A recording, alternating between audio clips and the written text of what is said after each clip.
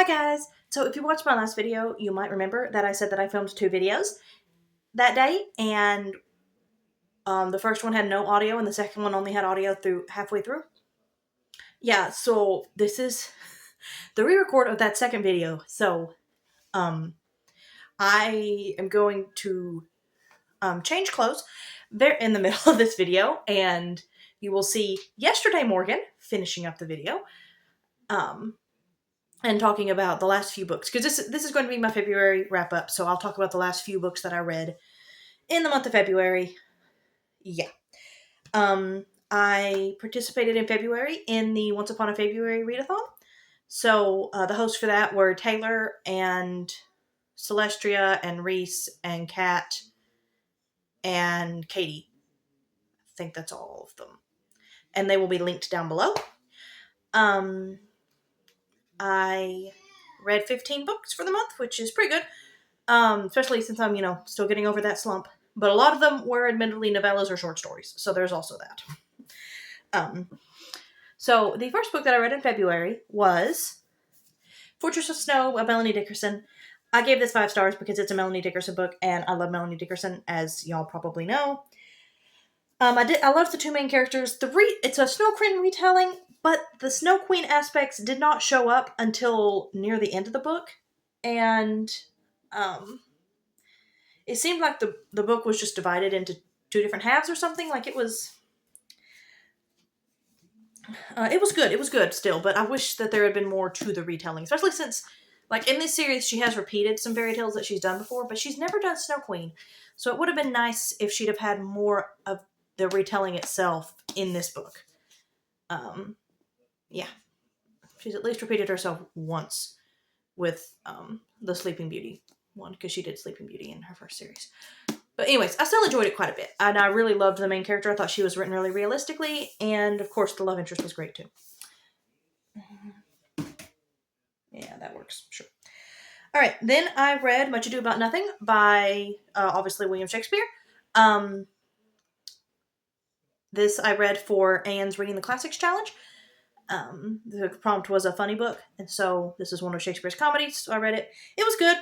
4 stars, not my favorite Shakespeare, but it was still good. I really liked Beatrice and Benedict, but Claudio was so stupid. Like, such an idiot for believing in that stuff about Hero. So, did not like that part. Then I read A Noble Purpose by Lori Lucking, and gave it 5 stars. This is a retelling of Hans Who Made the Princess Laugh, and the main character was really. The main character is actually the princess, the princess of the princess who doesn't laugh, and then the guy makes her laugh. The main character is actually her sister, and she's going to go find the one guy who's been able to make her sister laugh. So the main character and her love interest were really sweet, and I really liked the sister's love interest as well. He was a great character. I also read One Fish, Two Fish, Red Fish, Blue Fish. Gave it 5 stars because it's Dr. Seuss. Then I read A Noble Comfort, which is a retelling of the Bluebird fairy tale, which I'd never heard of before. By I'm going to assume this name is pronounced Katja H. Labonte, maybe? I don't really know. Yeah, that's as close as I'm probably going to get to saying that correctly.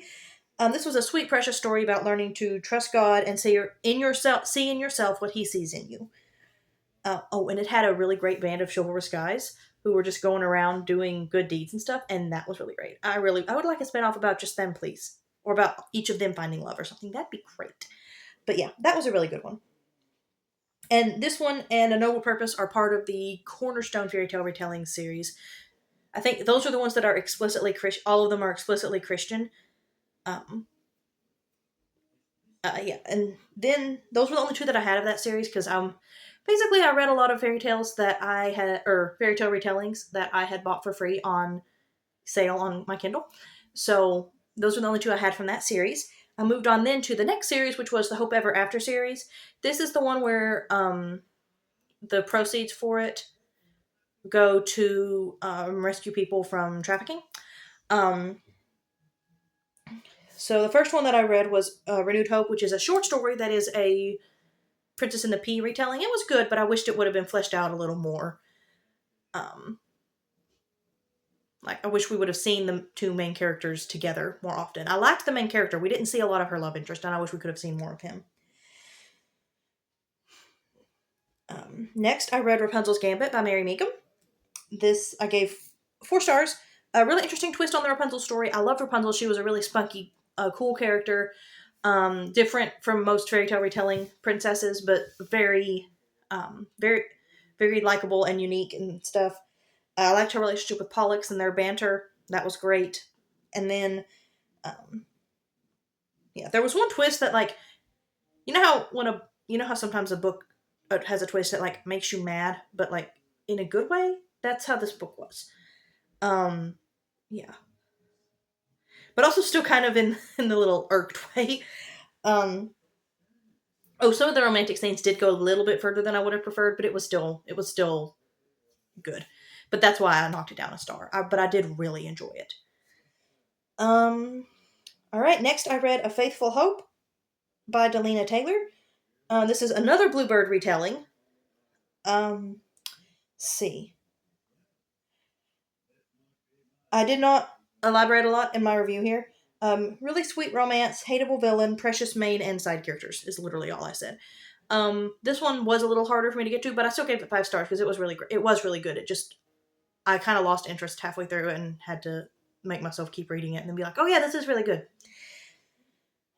Let's see. I haven't used any of the others for... Okay. Then I read Heart of the Lion by Gilbert Morris, and this I gave 2 stars. So this is a Noah retelling. Retelling sounds weird it's a book about Noah. And I had some problems with it, as you might have guessed by the 2-star rating.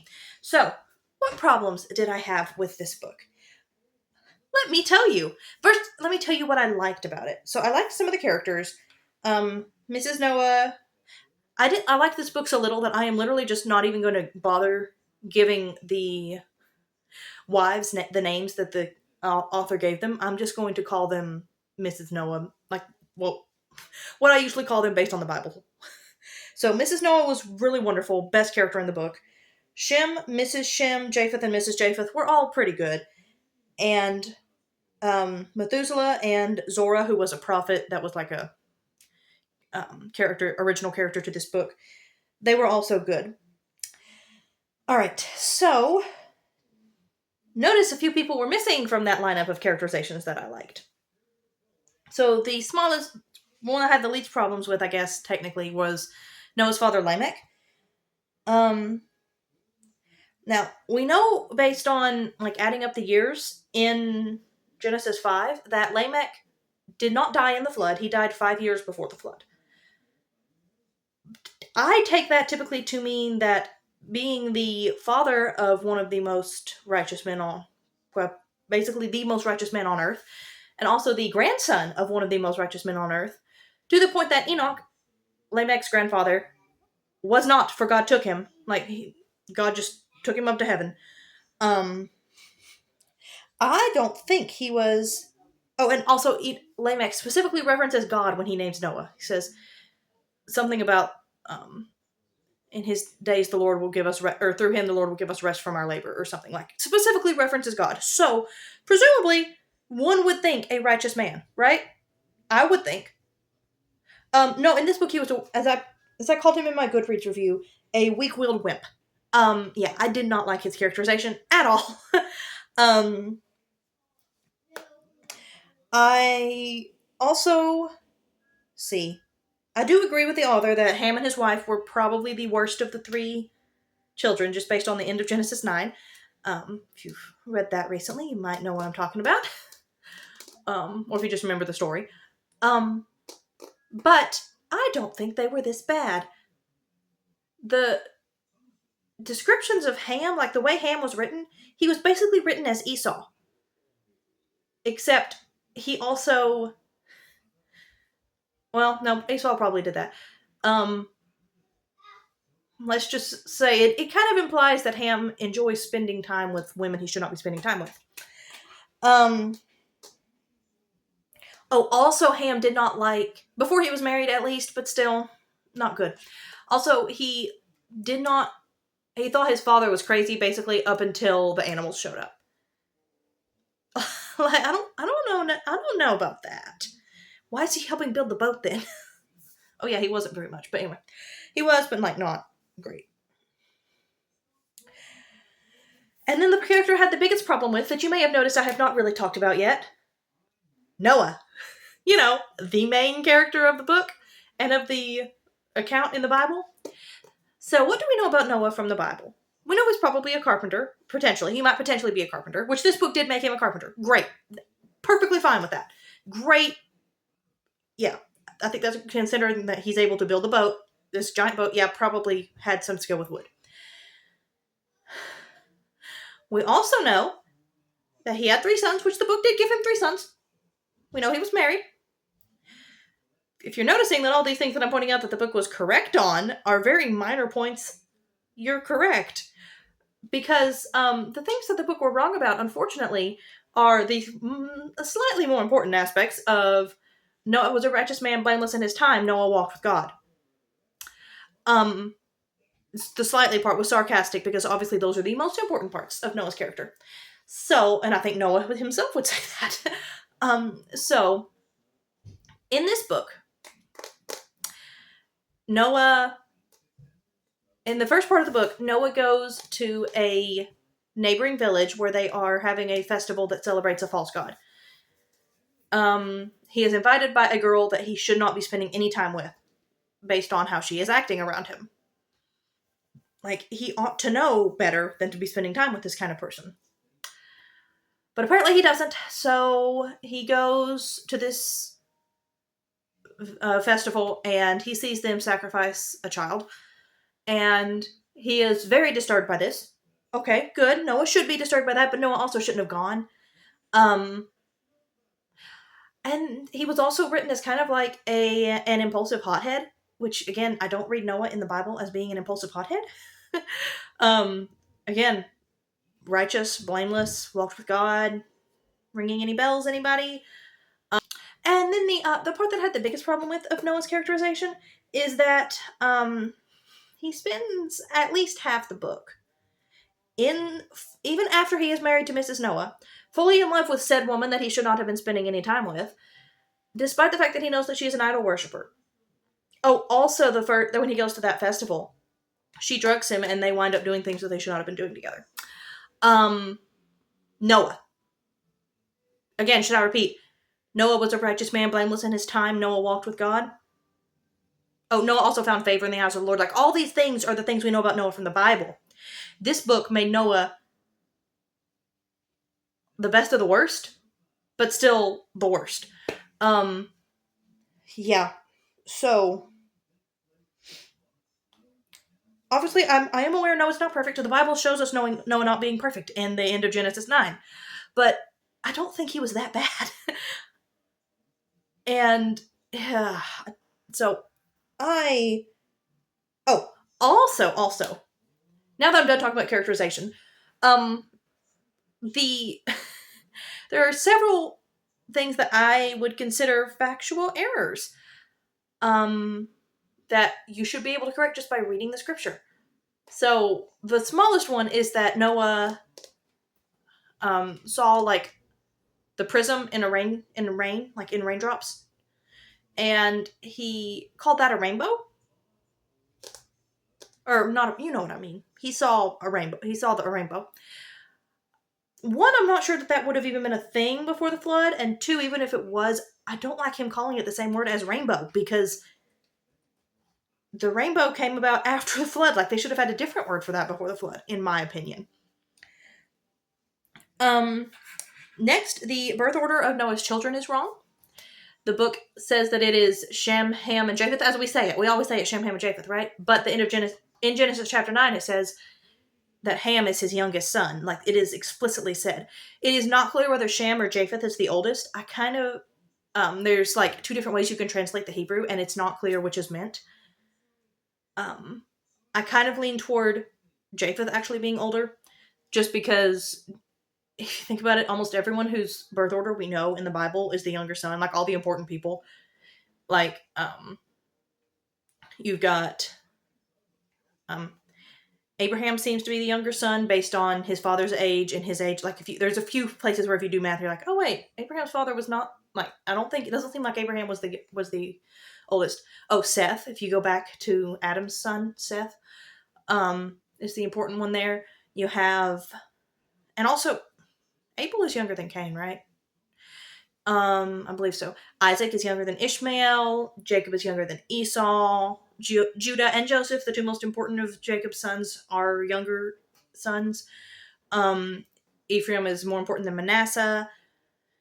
Moses is not the oldest. David is the youngest. Solomon is not the oldest of David's sons. Like, everybody we know whose birth order we know is the younger. So I would think Shem is the Shem, like it goes Japheth, Shem, Ham. That's not actually in the Bible though. Like, or it is. It says you can either translate. There's a verse in Genesis 10 that you can translate as that Shem is the older brother of Japheth, or that Shem is the brother of Japheth the elder. So it could be either way.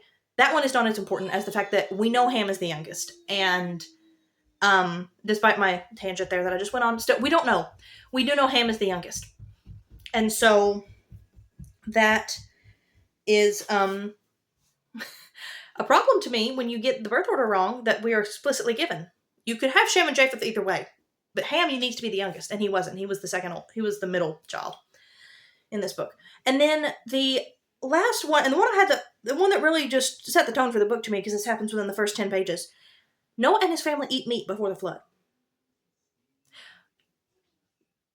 The Bible says we were not allowed, like, we were not given permission to eat meat until after the flood. I have read another book that I enjoyed that was about Noah, where people did eat meat before the flood, but it was the evil people. Noah and his family should not have been eating meat before the flood. Yeah, so that's another big problem I had with this book. So, I'm very glad that I did not buy any more of that series, even though they had them at McKay's, and I'm not going to be continuing the series, obviously, and I'm getting rid of that book. It was just not great. Not good at all. Alright, then I read A Gracious Hope, which is a Sleeping Beauty retelling mixed with a Wizard of Oz, which sounds weird, but it's actually really cool. Like, those two worked really well. It was a really, let's see, reading from my Goodreads review. This was a really sweet and creative mashup of these two stories. The romance was cute, the twist was well telegraphed, but still surprising, and I loved Alora as a character, and, she had a dress. First of all, I love that Aurora, that's presumably why she's named that. And then the other nod to Sleeping Beauty movie that I really loved is that she has a dress that's half blue and half pink at the beginning. And I just really love that. And then,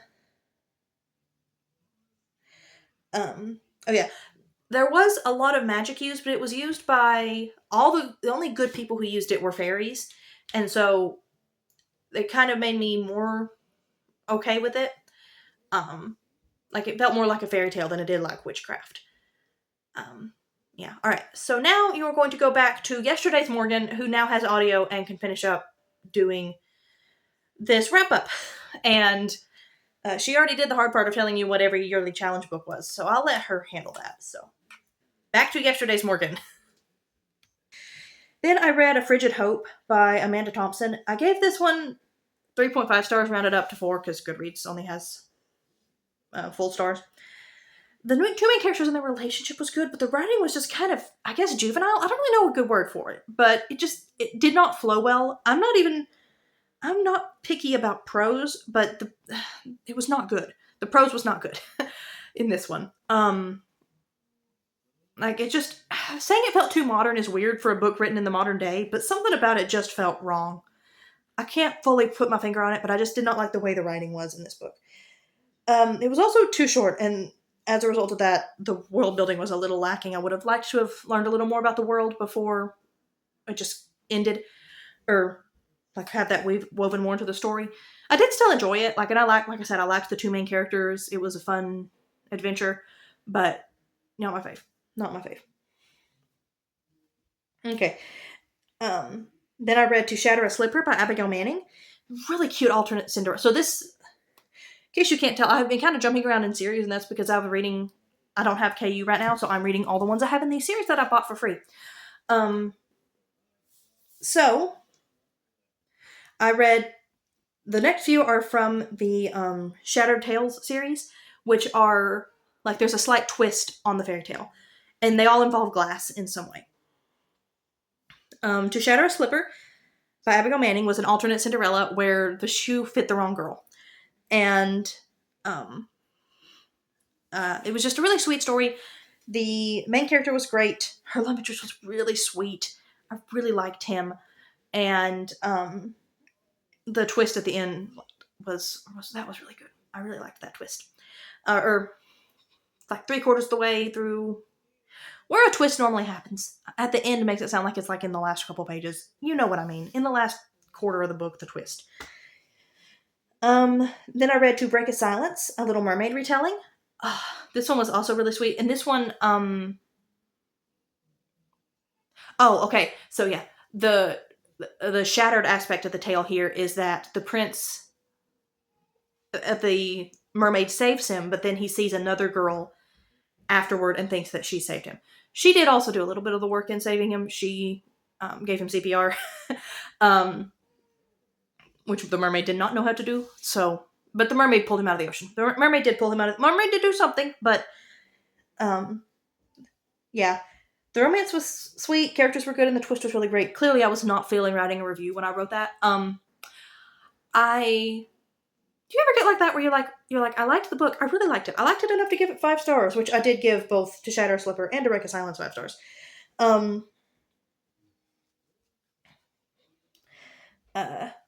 But I'm not feeling like there's nothing that I want to say about it. I just really liked it. It was really sweet. I had a fun time. That's how I get sometimes. But one thing that I would have thought would have thrown me, like made me kind of not be as big of a fan of it, is that the love interest hates mermaids. Which is not ideal when you are the love interest of the Little Mermaid. But he didn't know she was a mermaid. I mean, I don't feel like that's a spoiler because it's the Little Mermaid. You should know how the Little Mermaid works, I would assume. So obviously he did not know that she was a mermaid. And so the relationship that they built up to that point was really sweet. And then I thought he got over it quickly enough. Like, there was a bit of a, how could you not tell, not fully that. He felt betrayed by her. He felt betrayed because he did not like mermaids. And anyways, it's not really spoilers, I don't think. It might be. I don't think so, though. Like, I thought it resolved very well, and yeah, the relationship build up before that, I think, made it work. Made that twist work. Let's call it a twist. You know that's going to come from, like, the moment that they meet. In fact, from the moment that he's the male point of view character, you know that this is going to be a problem. So, like, I don't feel like that's necessarily a twist, but anyways. To Defy a Dream, a Sleeping Beauty retelling by Mary Meekum. This was really good. This is a what if Aurora went to, her name wasn't Aurora, it was Aurelia, which is basically Aurora. What if Sleeping Beauty went to sleep on purpose? Because a bunch of her people were trapped in this dream world by an evil djinn, like DJI in I really only know of those things because of or not now. I know them from more places, but guess where the first place I heard about them is? Yes, Prince Caspian. Very good. Anyways, really fun. 5 stars again. Really fun twist on Sleeping Beauty. Aurelia was a great character, and her brother was also a standout. And I do partially call 2 big elements of the plot twist. Not fully, but like, I had enough of a gut instinct that I thought that that I was not surprised with the plot twist, shall we say. Yeah, I don't really want to tell you what the glass element is here because that's kind of a spoiler, but yeah. And then I read To Destroy an Illusion, a Glass Mountain retelling by Kendra E. Ardnick. The relationship here was sweet, and I liked the characters, but there was a lot of magic. But like the guy, people doing it were fairies again, so it was meh on the line for me. But still, fairies kind of gave it the fairy tale feel, and it did not feel like it did not feel like witchcraft. But there was just a lot of it. But yeah, this one was really interesting because I actually missed at the beginning of it that it like each chapter starts with a like chapter one now. What was her name? It wasn't Lucille, but it was something like that. Isabel. Nope, that is nothing like that. Like chapter one now Isabel. Now Isabel. Chapter two before Kieran. I missed the now and before parts and the names, but you can tell who's you can always just about always tell whose point of view you're in based on the text, so I didn't need to read that. So I just thought that was part of the chapter heading, and then eventually I saw the before. Now I'm like, oh, that makes a lot more sense. That makes a lot more sense. Yeah, okay. So make sure you're looking at that before you get into if you're going to read this book, because that explains a lot of the plot that does not make sense before. But yeah, this one was it's a retelling of the Glass Mountain and also Fairer Than a Fairy, and the Glass Coffin, apparently. Um, yeah.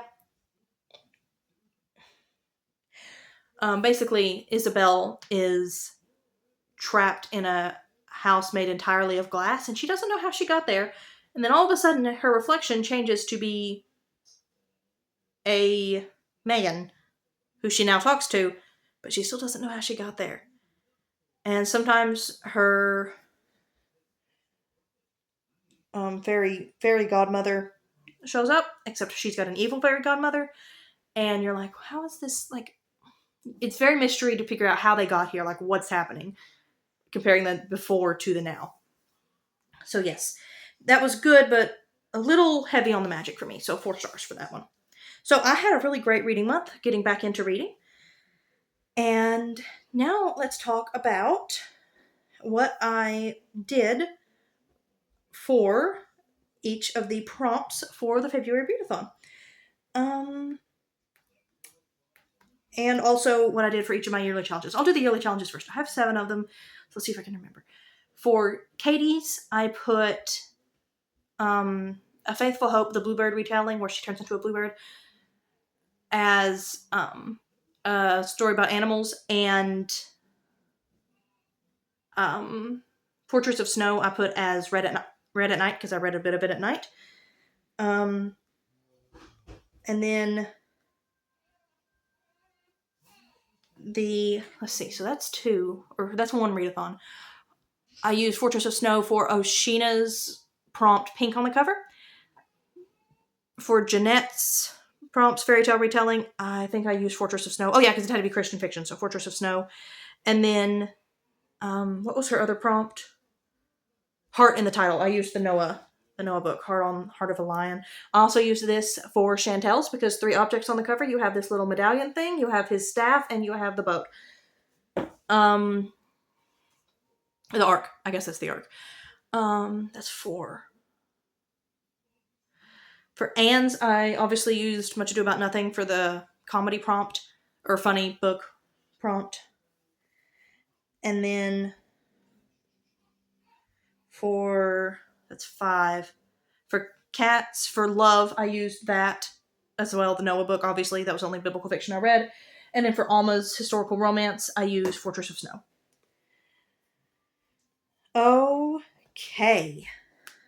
So, for February, for the journey prompt, I think I put A Frigid Hope. I'm trying to find the bingo board. Okay, so for Has a Journey, I did Frigid Hope because the Snow Queen inherently has a journey. For Has an Animal, I did The Faithful Hope because, again, got turned into a bluebird. For a nudie author, I did Rapunzel's Gambit because I'd never read Mary Meekum before. For Prince, your favorite genre, I did A Noble Comfort because Christian fantasy. Some of these books that I read were Christian and some of them were clean. I never really specified which ones were which of the fairy tale retellings. Yeah, sorry about that. They were all clean. Just some did have faith content and some didn't. Oh come on, no. There we go. Okay. Free space. I just put To Shatter a Slipper just so I would have all different books on the board. For Faithful Companion has a subtitle. I just picked a random one. A Renewed Hope, I think is what I picked. Beauty, Something Beautiful, A Gracious Hope because it's a Sleeping Beauty retelling. Also because it's a pretty cover, because all these books are pretty covers, because they're fairy tale retellings. They all have pretty covers. I don't make the rules. Somebody must have made that a rule somewhere, that these all have to have beautiful covers. Fairy Godmother, Content Creator Rec. Okay, I put a Noble Purpose here because Lindsay read it and gave it 4 stars. Technically, I don't know if she ever recommended it, but I'm counting it because Goodreads says she gave it a high rating, so I'm counting that as a content creator rec. If not, I could double up Rapunzel's Gambit down here. Everybody liked that book just about who read it. And then Slay the Dragon, meant to read last year. Fortress of Snow, because I got it a couple years ago, and I've meant to read it ever since. And I love Melanie Dickerson, so just sat unread for a while. All right, I need to go take care of the baby. That is everything I read in February. What was your favorite book you read in February? I don't know what my favorite was. I mean, I love the Melanie Dickerson book, obviously. But it might have been one of the Shattered Tales. Those were really good. Yeah, I don't know which one was my favorite. I liked a lot of the books I read this month. It was a great reading month, other than the Noah book. That one was a hot mess. But other than that one, I had a great reading month. Let me just glance over these really quick just to see if there's any that stick out as possibly a favorite of the month.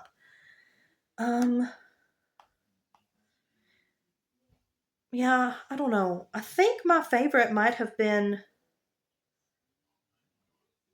the Rapunzel one, or not the Rapunzel one, the To Shatter a Slipper. That one was really, really good. All right, let me know what your favorite book of the month was in the comments down below. Did you participate in February? How did you do if you did? Please like and subscribe, and I will see y'all next time. Bye.